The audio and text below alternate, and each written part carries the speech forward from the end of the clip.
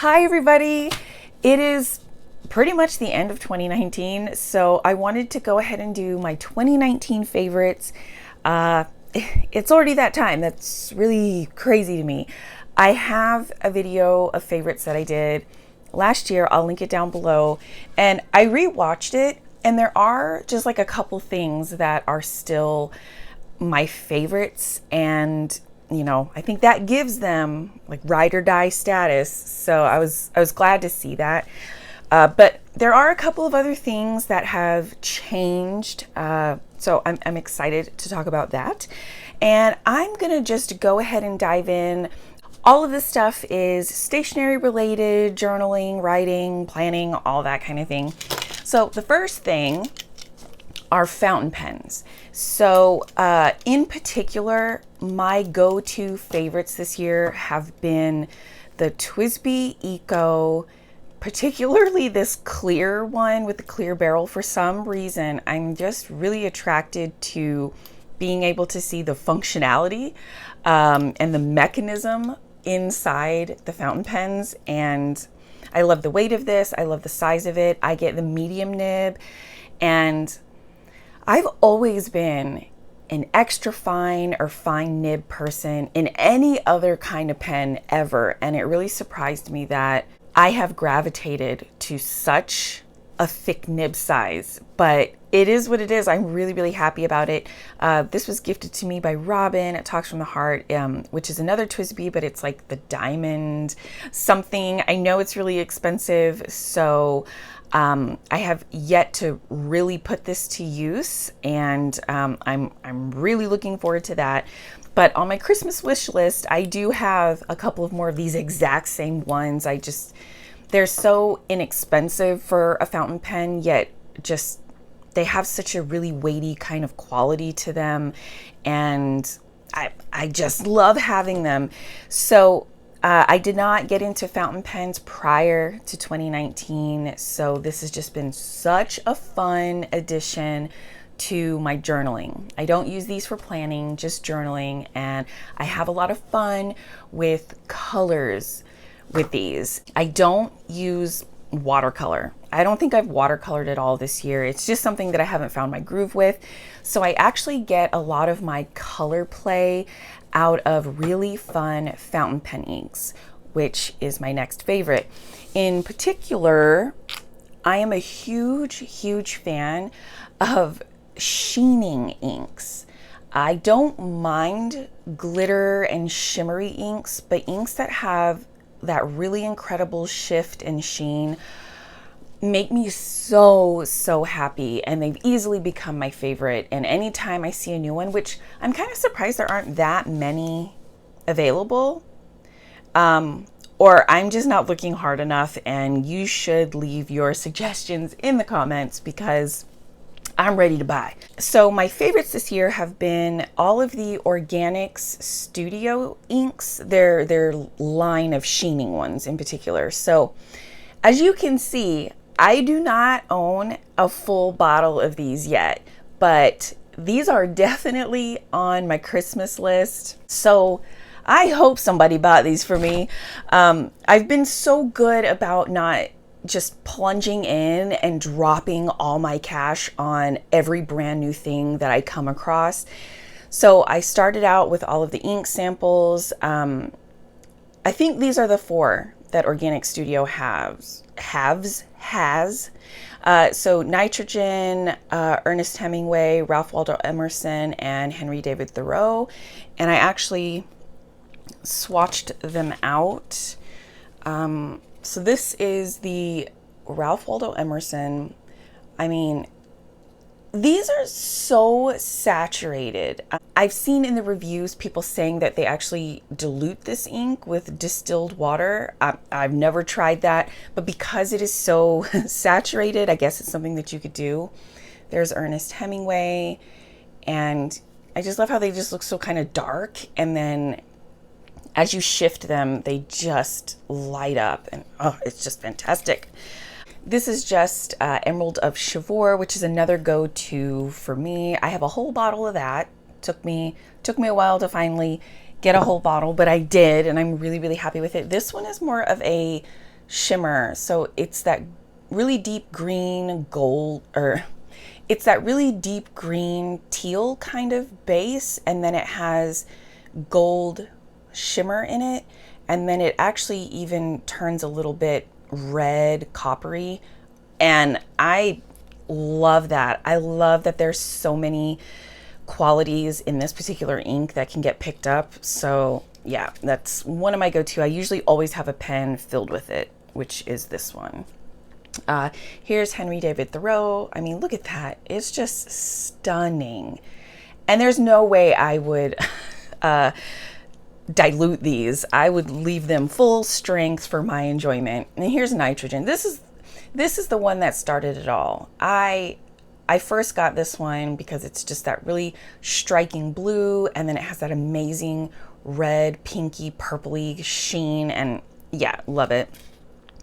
Oh yeah, I also have this in the brown one. I like this. I know it looks kind of like muddy and crazy, but it's got the gold shimmer, but then it also has like a green tinge like around the edges and where it lays down heavy.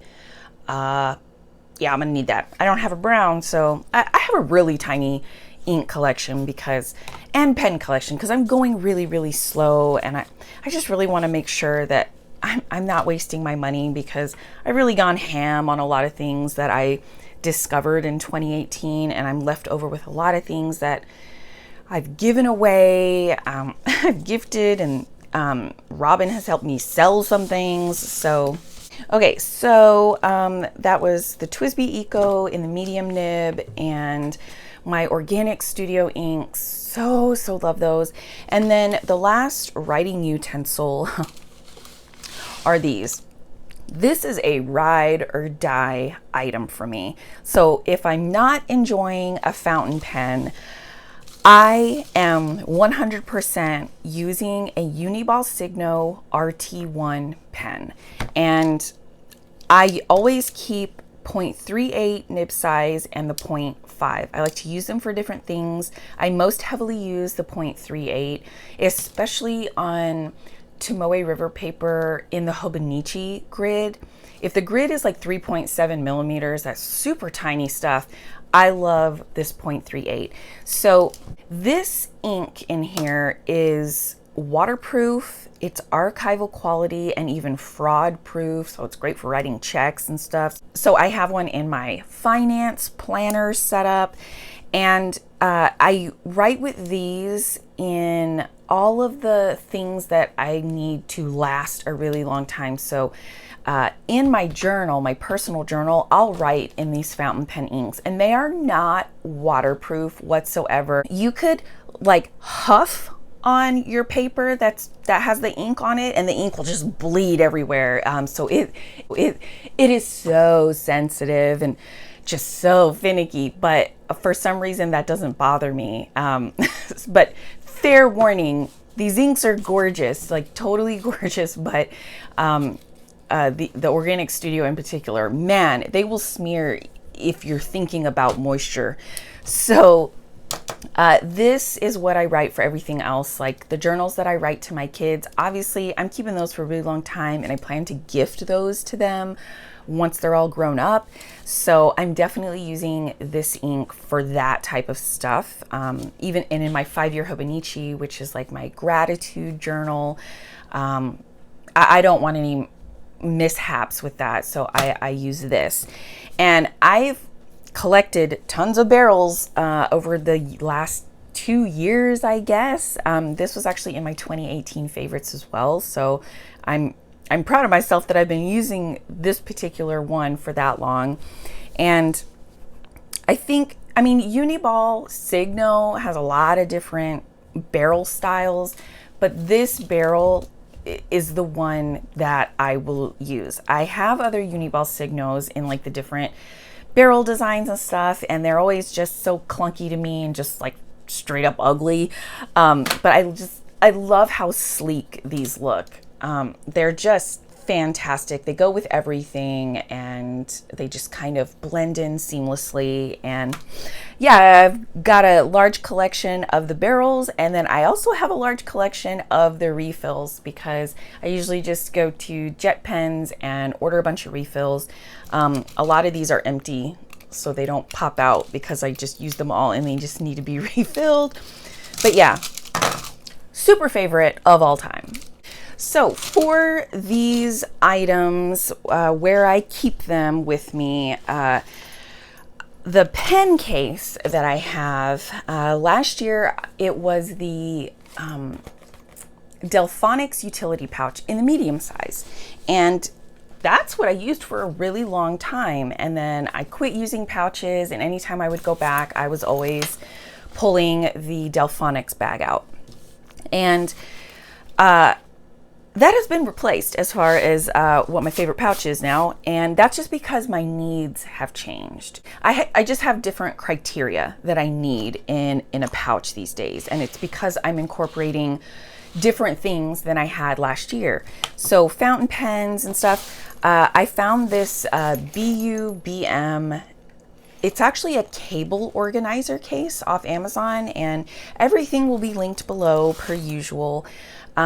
But this particular one, because of how it is, another Uniball Signo, I just love how it keeps all of my pens, and I can just grab this, throw it in my bag, and not have to worry about things falling out, which was the problem with the Delfonics bag. There's pockets all over the outside, and if I threw it in my bag, things would get knocked, things would get pulled. It wouldn't really protect anything because things were hanging out, like the tops of pens and stuff like that. So no, that wasn't gonna work for me, but everything just zips up nicely, and there's a little bit of padding all throughout this thing, so it helps when I have, a bit more expensive things like my fountain pens. And I keep stencils here. Robin made this card for me. She actually has a video of this, so I'm gonna link it, but so cute, and it reminds me of her and just how grateful I am for our friendship. And so I keep my stencils in here and just keep it slipped into this pocket. And then I don't know if I said this, but I have a video about this case, and I will link that below too, where I talk more about it and I go more in depth like I love to do. So it keeps all of my loose ephemera like die cuts and bigger stickers, even sticker sheets in here. And then my washi tape are all slipped into this side. And this brings me to my next favorite, which is washi tape. Oh my goodness. I know people get really caught up with watercoloring and stuff like that, as far as a way to add decor into a journal or even a planner. I don't decorate my planner, so all this stuff is basically for my journal. But I am telling you, I use washi tape. I really do, and I love to keep them on these little cards. I like these ones. I got them off Amazon, but I like the size of them, and I like that they're a little more sturdy. I had previously been laminating just regular lamination paper or plastic, and I would just obviously wrap the washi around that. It is really flimsy, and I like the thinness of it, but I like having everything look a bit more uniform. So I'm using all of these ones up. This one's almost done, and I'm just slowly working my way towards having everything on these skinny cards. So I use washi every day, and pretty much on every single page I'm journaling on. If I'm gonna lay decor down on it, the first thing I reach for is washi tape. And then if I want to add stickers and stuff, that's just a secondary step. So having these are just so essential. I definitely don't collect washi tape and just have it on display where I'm too scared to use it. That ain't me. I'm really, really a heavy user of this. So when you see my journal and it's all bulked up, I'm not even gonna try to put these back in here. That's because the journal is full of washi tape. And another thing, because I rewatched my 2018 video, I had shown these scissors. They are the Nakabayashi Hikigiri scissors, and I love these. I think they're fluorine coated, so when I'm cutting washi and anything else, the stickiness doesn't, you know, stick on here. And I love the curve of it. It feels really good in the hand, and I can get really detailed because this year I was really heavy on printing out collage sheets from like Patreon and stuff like that. And so I was cutting out a lot of stuff, cutting out my own die cuts and everything. And this was awesome for that. Always keep it with me. Totally love it. Probably a ride or die item right here. Like it's so nice, and it has a beautiful weight, and I love the kind of blacked out color of it. I love my accessories to be black. You know what I mean? So, and then this I show all the time, my Tombow Mono Permanent Adhesive Tape Runner. I have this on Subscribe and Save on Amazon, and I love it. I've tried glue sticks and things, and I always just come back to this. It's always just worked for me without any hiccups, and it's been just a really effective product. So I'm just a loyal fan for life. Okay, so that is everything for here. And that's also basically it for all of my accessories and pens and decor and stuff like that. I've really simplified a lot this year, and I've really focused on what are the things that would be my core components for successful planning and journaling for me, and trying to figure out what that looks like for me. In 2018, I feel like I was really heavy in experimenting because I was pretty much just starting out. I was discovering all of the things all at the same time, and I wanted to dabble in all of it. And when you're in that state of mind, you just naturally accumulate a lot of stuff because you're trying out everything. And so 2019 for me was the year to really hone in on the things that really brought me joy and really helped my journaling and planning, and the things that really made me want to fill up journals. I've had a really content year as I've reflected on all the things that I have, and I've cleared out a lot of stuff this year. And when I look at the things that I have now, I know I love them, and I don't have this feeling of, well, I have it, I bought it, I spent money on it, I need to use it, and then just kind of like forcing myself to use it, which isn't necessarily a bad thing. But if I was just finding that most of the time it was like that. I was like, oh, I have this, and then the 5 other things here that I don't really like, but I really feel like I have to use. And then I have the one thing that I love. And I was just kind of like waiting to use that. So I kind of just cleared that out of my life and just kept the one thing that I love. And that's just the approach that I've had with everything.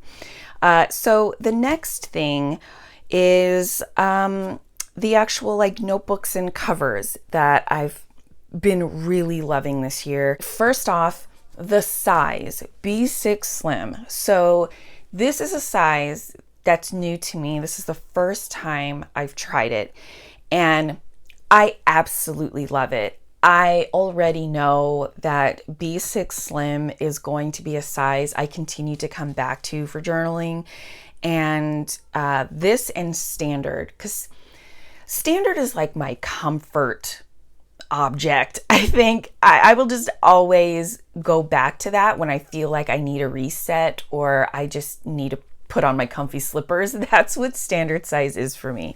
So B6 Slim has been so incredibly fun, and I'm excited to have a size that feels that good to me again.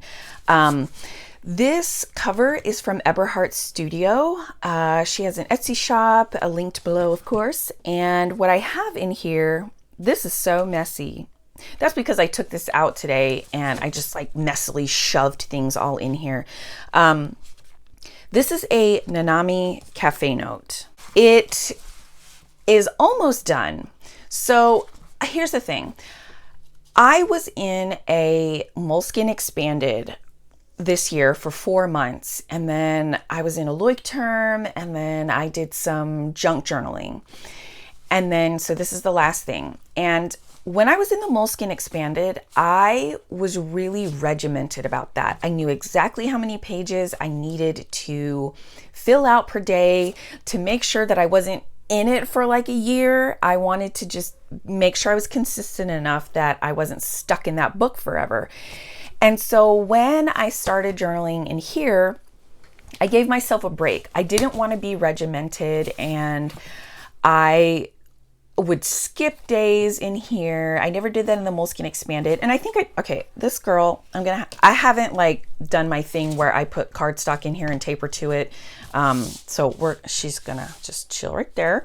But when I was in here, when I got into here, I needed a break, and I was skipping days and being just really chill about it. And then I realized the year's coming to an end, and I kind of want to archive this with all the books that were completed for the year. I like to archive by year if I can. And I had already accepted the fact that this wasn't going to get finished this year, and I was just going to continue using it into 2020, and I was fine with that. And then, I don't know, last week or something, I was wondering, well, how many pages do I have left? And then I did all the math and realized how many I could do a day, and I could actually finish by the end of December. So that's what I'm doing. I'm kicking it into really high gear, using up tons of washi tape, and I am planning to have this done.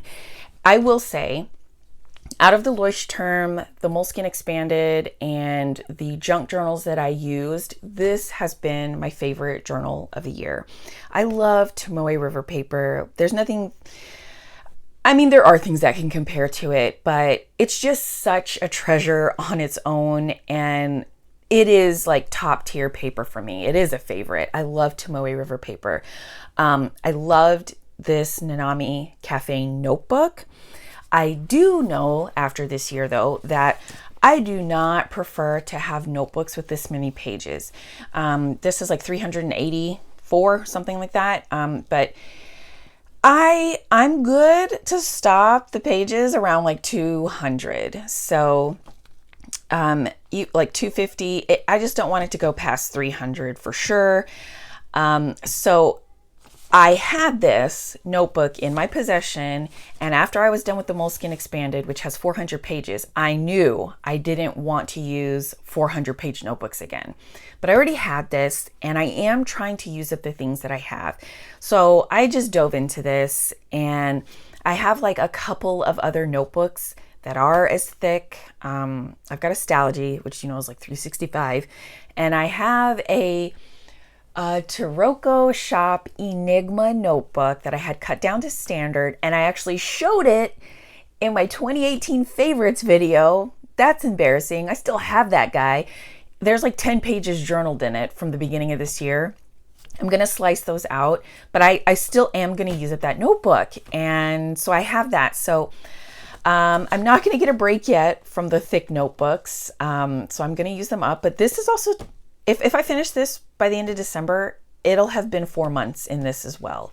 You know, and it's like smaller. There's less real estate in this than the Moleskine Expanded, and that took me 4 months. So you could tell I was just being kind of lazy and kind of being a little more easy on myself when I was working in this, which is totally cool. But so yeah, this was my favorite notebook of the year, and that brings me to the cover. So I was looking at all the different covers that I have. I've been through a major overhaul. Robinette Talks from the Heart also sold a whole bunch of leather covers for me. Man, it was so much, and she was so great to do that for me because that was exhausting.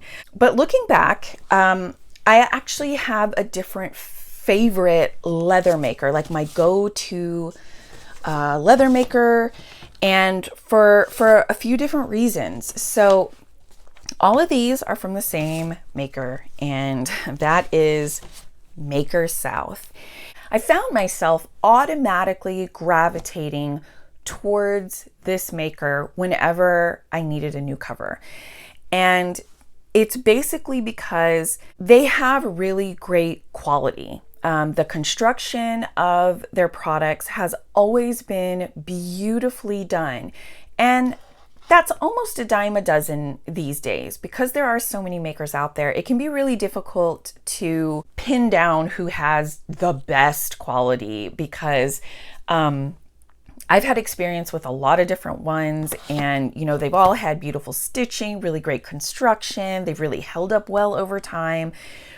So it's just one of the great things about Maker South is that I've always experienced phenomenal quality with their construction. And the second thing that makes them a favorite in my eyes is their leather selection. So it's a very personal thing. And people tend to like a lot of different makers because they offer different types of leathers. And for me, Maker South carries the exact types that I gravitate to. So I've really been loving the grungy looking leathers, lots of characteristics, color variation, textures. Obviously, you could tell, I really love them grungy, and I love to get them more grungy as I use them, because this one definitely did not look like this when I first got it, but these like light colors and dark colors, that was there when I first got this. So, Maker South, every time they get new stuff in, it tends to be the kind that I love anyway, which makes sense that I would constantly choose them to make another cover for me. So the leather selection they have tends to fit my style and my preferences. And then it takes a while to get a cover from them if it's not ready to ship. And that's because they do custom work.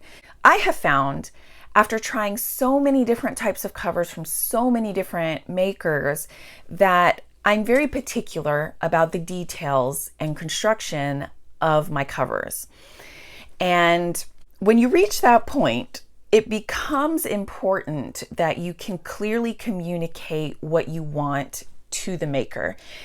And Crispian and his wife Erin, who run Maker South, I have 100% always had complete ease of communication with them.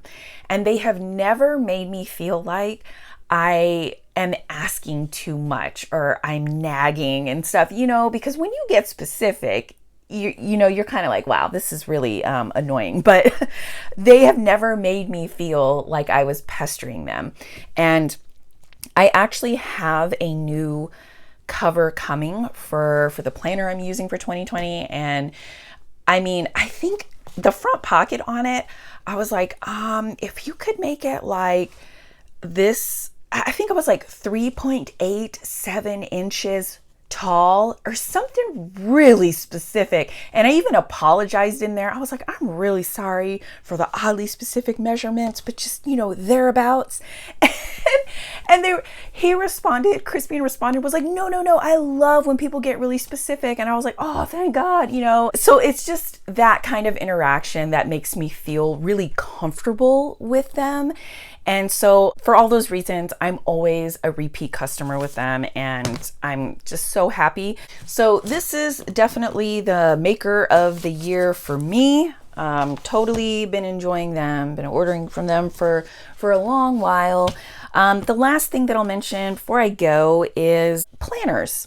So last year I was like all about Hobonichi, and I loved the Hobonichi weeks, and it was super great. And then I didn't get along with the weeks, and then I tried the A6 Hobonichi with the daily pages in the back, and I gave that a really good go, and then I didn't like that because I didn't like having so much space per day. And then I really wanted to just strip it down, and I went to a monthly insert, and I don't even know if I have a page I can show in here, but it's just a monthly spread. So just like this, and that's it. this is just full of monthlies. And what I would do is I just put in my appointment times. That way I could just open this up, glance at it, know the places I need to be, because that was the most important thing. I didn't want to miss appointments or activities that my kids have. So I stripped it down to just that. And I have been so happy. I started this in July and I've been doing it ever since. And this is just a blank notebook because I like to have notes pages, basically scratch paper that I can just scribble things down in.